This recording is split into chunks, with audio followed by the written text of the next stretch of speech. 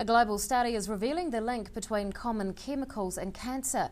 Dr. Linda Gulliver of the Faculty of Medicine at University of Otago is the only New Zealand scientist selected for the research.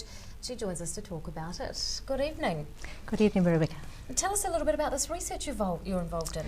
Well, for the past 2 years I've been involved with an international team of scientists that have been looking for the potential for individual chemicals when they're present as mixtures of chemicals in the environment to cause cancer, even though they're present at levels in the environment which are really very low.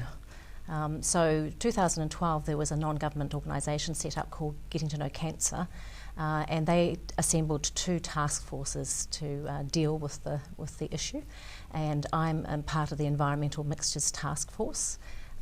We basically had to model our investigations, first of all finding out about what all that is known at the moment about cancer biology. That was a rather big task. So we were assembled in 10 or 11 teams in order to do that.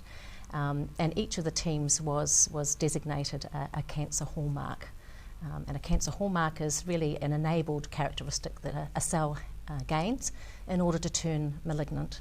And mine was one of sustained cell signalling, which is how cells can grow and divide almost incessantly and ignore normal regulatory growth signals, and that's what cancer cells do, and I was part of that team. What is the most significant finding so far? Well, across the 11 teams, we actually identified 85 chemicals, and those were chemicals that were put forward, each of which each team put forward about 10-12 chemicals that activated their hallmark, if you like. So there were a lot of synergies across the teams because you could imagine we should have ended up with about 120 chemicals. We didn't. We ended up with 85. That meant that across the different hallmarks of cancer, there were a lot of chemicals that ticked each of those hallmarks. In other words, enabled a lot of the characteristics that are associated with malignancy. So with those 85 chemicals, 50 of them actually had their effects at very low dosages, which we would find in the environment. And they didn't follow normal, what we would expect of them in the way of dose-response patterns. The important take-home message from that is that our risk assessment guidelines that we have at the moment are based on the premise that they don't cater for low dose effects, and so are not picking them up.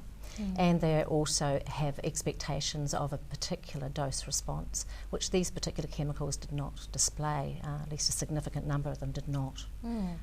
Are these dangerous chemical combinations a problem all over the world?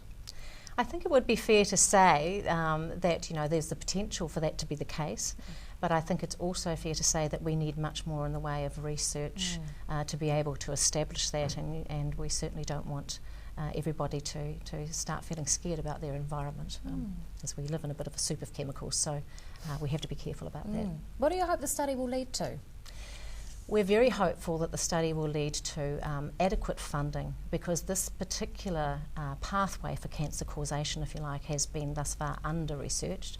So we really need much better funding. We need international collaborations to guide the research so that we can find out, I liken this, our findings, which is really a seminal series of reviews, to the tip of the iceberg, and we really need to be finding out what lies beneath. So we need a lot more funding and a lot more research, and hopefully that will lead to risk assessment guidelines being revisited globally, and also then that would drive a reassessment of regulations that guide us to what would be safe exposures to chemicals in our environment if they're in a mixture. From the Faculty of Medicine at Otago University, Dr. Linda Gulliver, thanks very much for your time. Good luck. Thank you.